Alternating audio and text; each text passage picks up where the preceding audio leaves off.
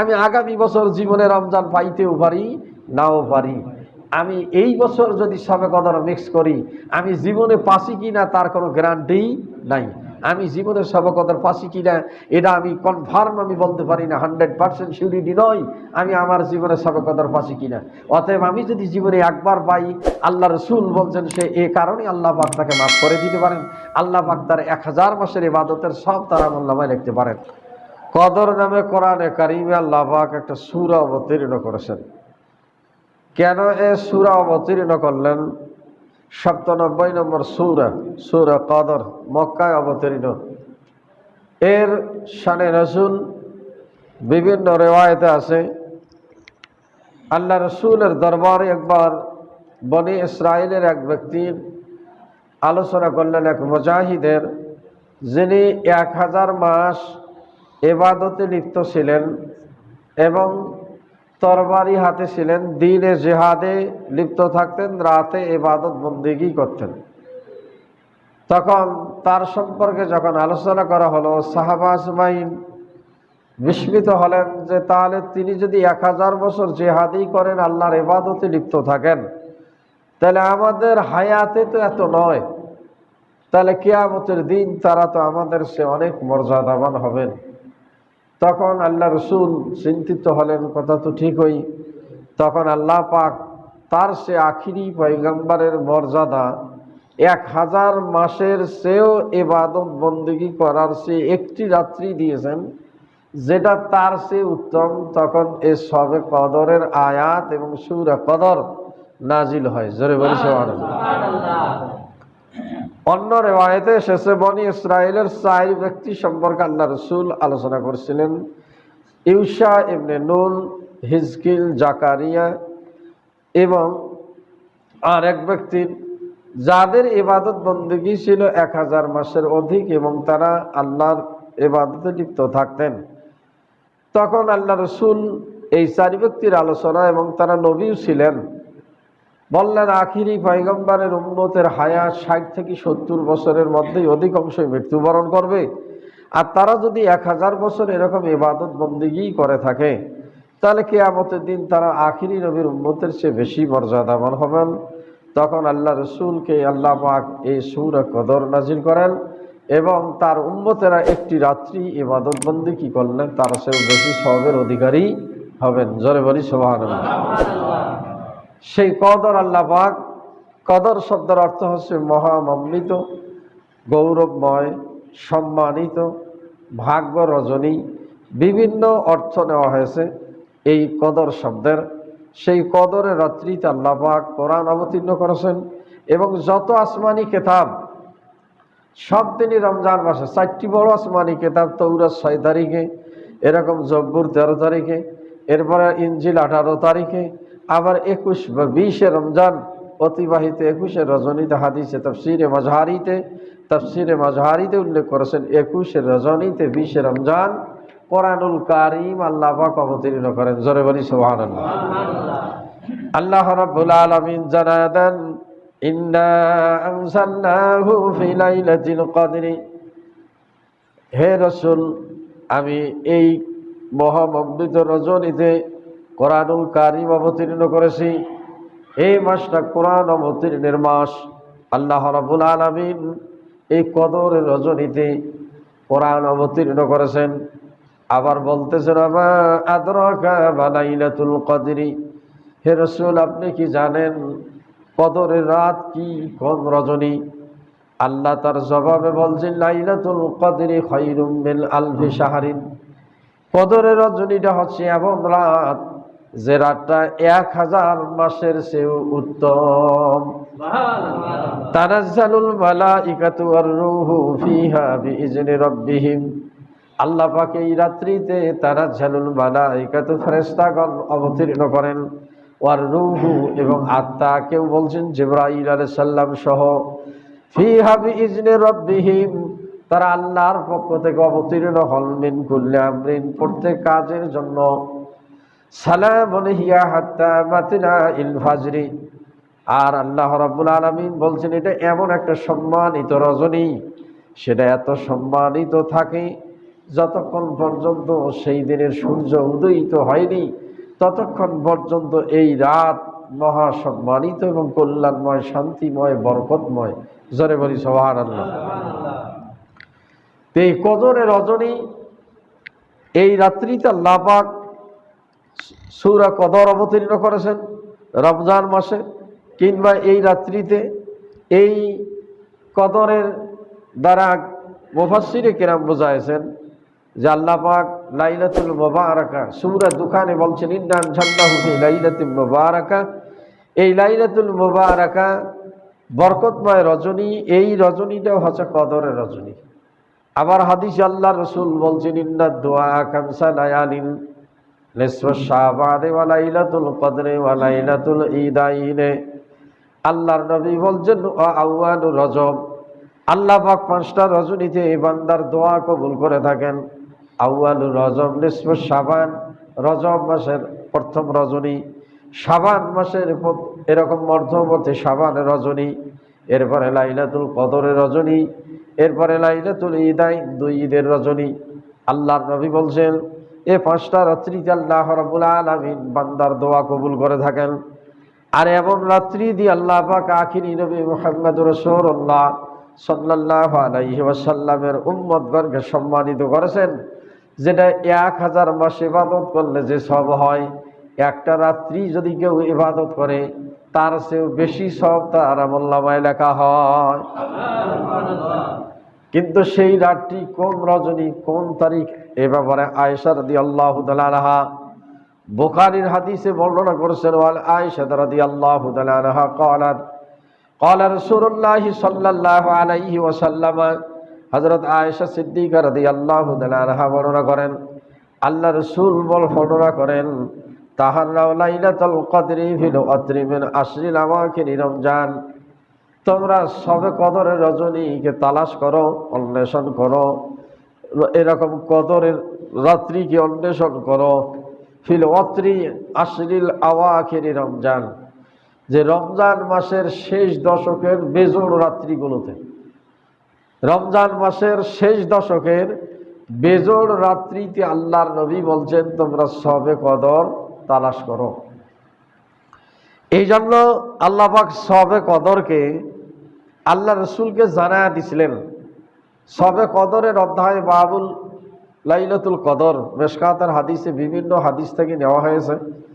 সেখানে আল্লাহ রসুলের একটা হাদিসে রেফারেন্স আছে। আল্লাহ রসুল মসজিদে নববী থেকে বের হয়েছেন, সবে কদরের রাত সাহাবা আজমাইনকে জানায়া দিবেন। এমন সময় 2 সাহাবীর মধ্যে ঝগড়া লাগেন। এই ঝগড়ার মীমাংসা করতে যাইয়া আল্লাহ রসুল সবে কদরের রজনীটা ভুলিয়ে যান। জোরে বলি সুবহানাল্লাহ। আবার এভাবে সহি কয়েকটা রিওয়ায়াত আছে। আবু বকর সিদ্দিক রাদিয়াল্লাহু তাআলা আনহু জিজ্ঞাসা করছেন রসুলকে সবে কদরের কোন রাত, এনাকে বলছেন 27 রজনীতে সবে কদর তালাশ করিও। সাঈদ ইবনে মুসাইয়িব রাদিয়াল্লাহু তাআলা আনহু এবং বিখ্যাত তাবিঈ ছিলেন কেউ, এই এক তাবিঈর রিওয়ায়াতে বর্ণিত, তাকে জিজ্ঞাসা করা হয়েছে ইয়া রাসূলুল্লাহ সবে কদর কোন রাত্রিতে? তিনি বলছেন তোমরা 21, 27, 29 তারিখে তালাশ করো। এভাবে বিভিন্ন হাদিসে বেজোড় রাত্রি, বুখারীর হাদিস এবং অন্য সহিহ হাদিস গ্রন্থ আল্লাহ রাসূল বেজোড় রাত্রি বলতে 21, 23, 25, 27, 29 তারিখে লাইলাতুল কদরের রজনী তালাশ করতে বলছেন। এখন নির্দিষ্ট তারিখের কথা ডাইরেক্ট আল্লাহর নবী বলেননি যে এই তারিখেই ডাইরেক্ট সবে কদর নিহিত। এক এক রিওয়ায়াতে এক এক কথা বলছেন। 21-এর কথা বলছেন, 23-এর কথা বলছেন, 25-এর কথা বলছেন, আবার 25, 29 একই হাদিসে একইভাবে এককভাবে আল্লাহ রসুল এভাবে নির্দিষ্ট কোনো সাহাবীকে একটা বলছেন, আর এক সাহাবীকে এভাবে বলছেন। পরবর্তীতে আল্লাহ রসুল বলছেন আল্লাহ পাক আমাকে নির্দিষ্ট তারিখ জানায়া দিছিলেন, কিন্তু এটা ভুলাইয়া দিছেন। কেন ভুলাইয়া দিলেন? এর ব্যাখ্যায় বলা হয়েছে যে সবে কদর এই জন্য আল্লাহ পাক নবীকে ভুলাইয়া দিয়েছেন, যদি এটা নির্দিষ্ট তারিখেই মানুষ এরকম পেয়ে থাকেন তাহলে তারা আনন্দে আত্মহারা হয়ে যাবেন, নিজেকে জান্নাতি হিসাবে স্বীকৃতি দেবেন যে আমি তো সবে কদর জীবনে একবার পাসি, আর ইবাদতের দরকার নেই, 83 বছর এরকম 4 মাস ইবাদতের সব আমি অর্জন করে ফেলছি। এটা যেন মানুষ নির্বিঘ্নে বলতে না পারে, এই জন্য আল্লাহ পাক এটাকে গোপন রাখছেন। জোরে বলি সুবহানাল্লাহ।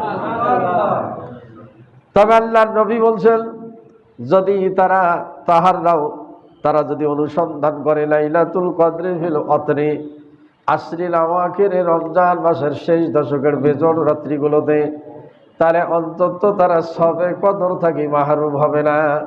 জোরে বলি সুবহানাল্লাহ। সবে কদর রমজান মাসে নিহিত, এবং সেটা শেষ দশকের বেজোড় রাত্রিতে। শেষ দশকে সব সহিহ রিওয়ায়াত রমজান মাসেই সবে কদর নিহিত। এখন এভাবে সবে কদরের ব্যাপারে 40টা তাফসিরে মাঝহারিতে 40টা উদ্ধৃতি এসেছে। তার মধ্যে সব উল্লেখযোগ্য উদ্ধৃতি সবে কদর রমজান মাসে নিহিত। জোরে বলি সুবহানাল্লাহ। রমজানের বাইরে সবে কদর নাই। আল্লাহ রসুল একবার মসজিদে নববীতে ইতিকাফে লিপ্ত ছিলেন, যিনি প্রথম দশকে, আবার দ্বিতীয় দশকে। তারপরে তিনি জানতে পারলেন যখন যে সবে কদর শেষ দশকের বেজোড় রাত্রিতে আল্লাহ রসুল যখন হাদিস বর্ণনা করলেন, তিনি শেষ দশকেও তিনি ইতিকাফ করেছেন সবে কদরের আশায়। জোরে বলি সুবহানাল্লাহ। তাহলে এই জন্য মুহাদ্দিস ইকরাম, উলামা ইকরামদের অভিমত অনুযায়ী অধিকাংশই সবে কদর, লাইলাতুল কদর বা সবে কদর যেটাকে আমরা বলে থাকি, এই রজনীটা রমজান মাসে নিহিত এবং সমস্ত সহিহ হাদিস দ্বারা প্রমাণিত সবে কদর শেষ দশকের বেজোড় রজনীতে। এখন সেই বেজোড় রজনীতে মুহাদ্দিস ইকরাম বলছেন এটা ঘূর্ণীয়মান হইতে পারে। এক এক বছর আল্লাহ পাক এক এক তারিখ নির্দিষ্ট করে দিতে পারেন। এখন আমাদের দেশের চাঁদ দেখা অনুযায়ী 27 তারিখ আমরা পালন করে থাকি। ইমাম শাফি রাহিমাহুল্লাহ বলছেন সবে কদর 21 তারিখেই বাঞ্ছনীয়, 21 রজনীতে। যারা শাফি বা মাযহাবের অনুসারী তারা 21 তারিখ সবে কদর পালন করে থাকেন। হানাফি মাযহাবের অধিকাংশই সবে কদর 27 তারিখে পালন করে থাকেন। তাহলে আবার এই সবে কদরের আশায় প্রত্যেক বেজোড় রজনীতে কেউ ইবাদত বন্দেগী করে থাকেন, ইতিকাফে লিপ্ত থাকেন। তাহলে এখন আল্লাহ পাক এমন করতে পারেন, কোনোবার 21 তারিখ, কোনোবার 25 তারিখ, কোনোবার 27 তারিখ, কোনোবার 29 তারিখ সবে কদর দিতে পারেন। এটা আল্লাহ রাব্বুল আলামিন ইন্নাকা আলা কুল্লি শাইইন কাদির, তিনি সমস্ত কিছুর উপর ক্ষমতাবান। জোরে বলি সুবহানাল্লাহ। এখানে মানুষের কোনো করণীয় নাই। যারা ইমাম শাফি তার অভিমতে ব্যক্ত করেছেন যে 21 তারিখেই বাঞ্ছনীয়, ইমামে আজম রাহিমাহুল্লাহ তিনি বলছেন যে সবে কদর 27 তারিখেই হওয়া বাঞ্ছনীয়। তিনি তার উদ্ধৃতি দিয়েছেন আল্লাহ রাব্বুল আলামিন লাইলাতুল কদর শব্দটি কোরআনুল কারীমে সূরা কদরে 3 বার উল্লেখ করেছেন। একটা বলছেন ইল্লা জান্নাহু ফি লাইলাতুল কদরি ওয়া মা আদরাকা মা লাইলাতুল কদরি লাইলাতুল কদরি খায়রুম মিন আলফি শাহরিন। 3 বার এই কদরের শব্দ লাইলাতুল কদর শব্দ উল্লেখ করেছেন। একটা বারেই লাইলাতুল কদরে 9টি হরুফ আছে। এই 9টা হরুফ 3 নং 27 হয়। ইমাম আজম আবু হানিফা রাহিমাহুল্লাহ বলছেন এবং বিশিষ্ট অনেক সাহাবী বলছেন, তাবেঈন বলছেন, তাবেঈগণ বলছেন, অতএব লাইলাতুল কদরের রজনী 27 তারিখেই বাঞ্ছনীয়। এটা ইমামে আজম আবু হানিফা সহ বিশিষ্ট মুহাদ্দিস ইকরাম, ফুকাহা ইকরাম, সাহাবা আজমাইনদের অভিমত 27 তারিখে হওয়াই বাঞ্ছনীয়। তাহলে এই জন্য সবে কদরের কেউ যদি পাওয়ার ইচ্ছা করে, তাহলে রমজান মাসের শেষ দশকের বেজোড় রাত্রি তাকে তালাশ করতে হবে। তাহলে আশা করা যায় সে সবে কদর থেকে বঞ্চিত হবে না। জোরে বলি সুবহানাল্লাহ। এখন আমরা সাধারণত একটা রাত্রি পালন করে থাকি 27 তারিখ। এখন এটা জীবনে কোনোবার হইতেও পারে, না পারা নয়, 27ও আল্লাহ পাক দিতে পারে। আল্লাহ বলছেন লা তাকনাতু মির রাহমাতিল্লাহ, তোমরা আমার রহমত থেকে নৈরাশ হইও না। ইমাম শাফির অনুসারী যারা তারা 21 তারিখ পালন করে, তাহলে সারা জীবন তারা 21 তারিখ পালন করছে, একবারও তারা কি বঞ্চিত হয়ে যাবে? তাহলে তাদেরও একবার হইতে পারে। ইমাম আবু হানিফার অনুসারীরা 27 তারিখ পালন করে, এটা হইতে পারে কেউ 29 তারিখ পালন করতেছে বিভিন্নভাবে, কেউ 5টাই পালন করে। কেউ যদি 5টা রজনী পালন করে তাহলে আশা করা যায় তাহলে সে সবে কদর থেকে মাহরুম হবে না। এটা আমাদের দেশের চাঁদ দেখা অনুযায়ী আমরা বেজোড় রাত্রিতে এ অনুসন্ধান করব। যে দেশের চাঁদ দেখা অনুযায়ী, সেই দেশের চাঁদ দেখা হিসাব অনুযায়ী বেজোড় রাত্রিতে সবে কদর তালাশ করবে 21 তারিখ থেকে 29 তারিখ পর্যন্ত। এটাই সমস্ত উলামা ইকরামের, মুহাদ্দিসিনে কেরাম এই বর্ণনা দিয়েছেন। এই সবে কদর কেন আপনি তালাশ করবেন? সবে কদর দ্বারা আল্লাহ পাক উম্মতে মুহাম্মাদীকে মর্যাদাবান করেছেন। একটা রাত্রির ইবাদত যদি আল্লাহর দরবারে গৃহীত হয় তাহলে 83 বছর 4 মাস ইবাদত করলে যে সব হবে তার আমলনামায় সেই সব লেখা হবে। এটা একটানা ইবাদত, আবার এটা বাদ দিয়ে নয়। 83 বছর 4 মাস একটানা ইবাদত করলে যে সব হয়, দিনে জেহাদ, রাতে ইবাদত। তাহলে আমাদের হায়াত দেখা গেল 70 বছর, কারো 80 বছর, কারো 90 বছর, না হয় 100 বছর, হয়তো 100-এর বেশি হইতে পারে, 120 বছর সর্বোচ্চ। 120 বছরের মধ্যে দেখা গেল আপনার দিনে ইবাদত কারো 1 ঘন্টা। 1 ঘন্টা, এই 24 ঘন্টার মধ্যে আপনি ঘুমান 6 ঘন্টা, কেউ 8 ঘন্টা। আপনি সংসারের কর্মকাজ, যে সমস্ত ব্যবসা বাণিজ্য, বিভিন্ন চাকরি বাকরি, আপনি সেটাতে লিপ্ত থাকেন, না হলে 6 ঘন্টা 12 ঘন্টা আপনার খাওয়া, বিভিন্ন অন্য কিছু। আর যদি নামাজ পড়েন তাহলে 5 ওয়াক্ত নামাজ যদি পড়েন তাহলে হয়তো দিনে আপনার সর্বোচ্চ 1 ঘন্টা গোসল বা ইবাদত বন্দেগী। জহর পড়তে কারো 10 মিনিটেতে হয়ে যায়, আবার আসর পড়তে 4 মিনিট, কারো 6 মিনিট। তো এই গড়ে ধরা গেল আপনার আধা ঘন্টা। তা আধা ঘন্টা না হয় 1 ঘন্টা, দিনে 1 ঘন্টা আপনার ইবাদত। ঘুম, খাওয়া, উঠা, বসা, অন্যান্য সমস্ত আঞ্জাম দেওয়ার পর আপনার 1 ঘন্টাও ইবাদত নাই। তাহলে 1 ঘন্টা যদি ইবাদত হয় তাহলে 120 ঘন্টায় কয়দিন? 60 60 120। 120 বছরে 2 ঘন্টা আপনার, এরকম 2 দিন ধরা গেল, না হয় 120 ঘন্টায় কথা হচ্ছে 24 ঘন্টায় 1 দিন, এরকম 5-12 ধরেন 6 দিন না 7 দিন, 1 সপ্তাহ ইবাদত। তাহলে আপনি 120 বছরে যদি এরকম কিছু, আর যদি নির্দিষ্ট কোনো ইবাদত থাকে, না হয় 2 মাস সর্বোচ্চ, না হয় আপনার 1 বছরের ইবাদত একটানা। কিন্তু তারা একটানাই ইবাদত করেছেন এরকম 1000 মাস, হাতে তরবারি, এক জিহাদে লিপ্ত, দিনে রাতে ইবাদত বন্দেগীতে কাটাইছেন। তাহলে তারা এরকম বেঁচে ছিল, কেউ 700 বছর, কেউ 800 বছর, কেউ 950 বছর। আর আমাদের হায়াতে এরকম 60 থেকে 70 বছর। তাহলে এই 60 থেকে 70 বছরের ইবাদতের জিন্দেগি সর্বোচ্চ, না হয় ধরেন 6 মাস 1 বছর।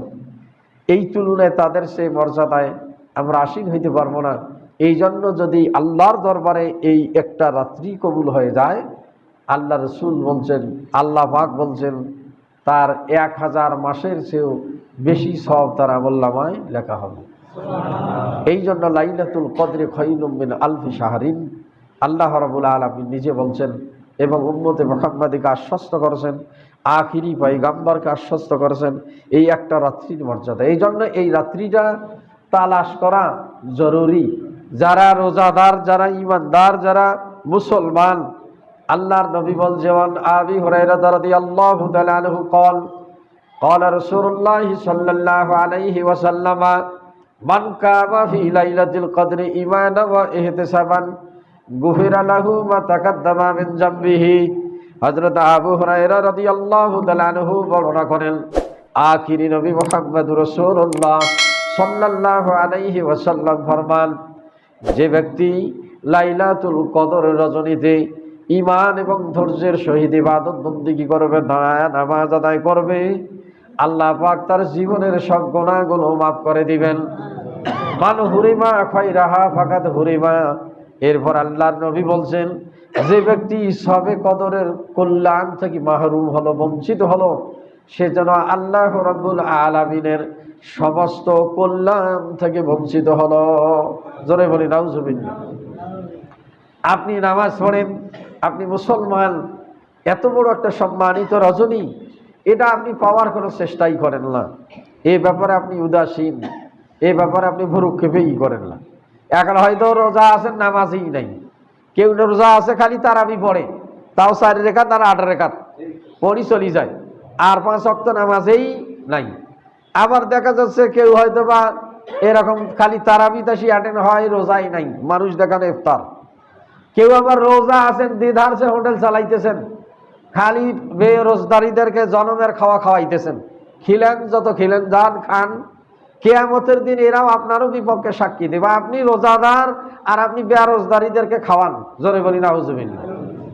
এখন এটাও তো আল্লাহর দরবারে আপনাকে হিসাব দিতে হবে।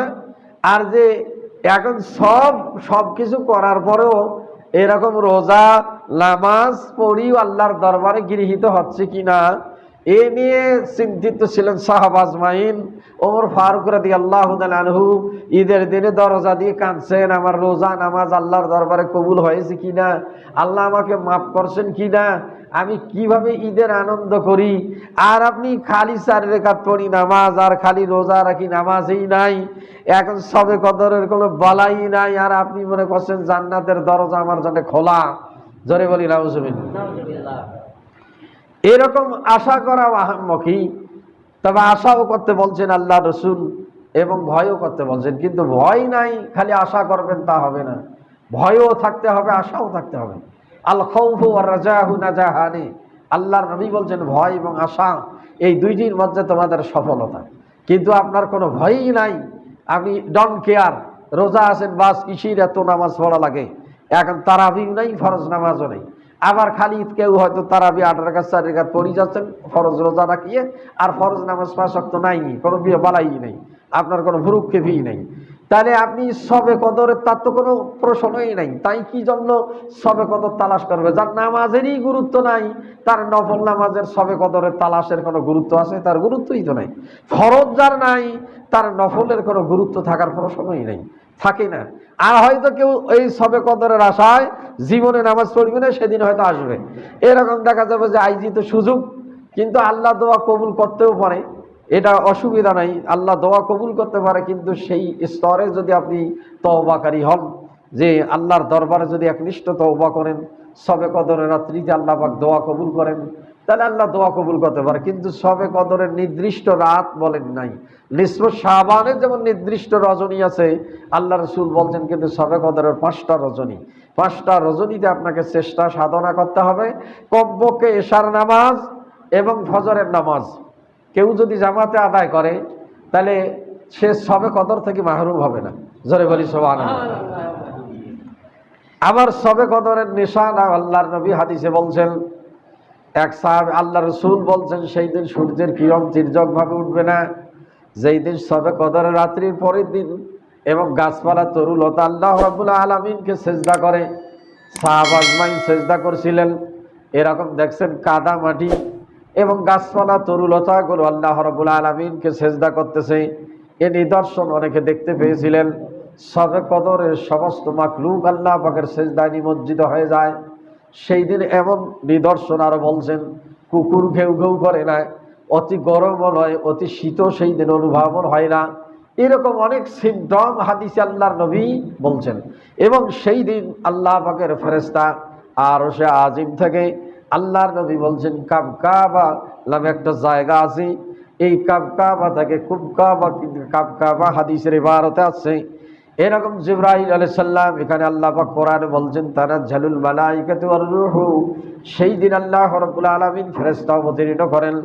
এই রূহু বলতে হযরত জিবরাইল আলাইহিস সালাম ওই আরশে আজিমে সেই জায়গা থেকে 70,000 ফেরেশতা পৃথিবীর মধ্যে আগমন করে।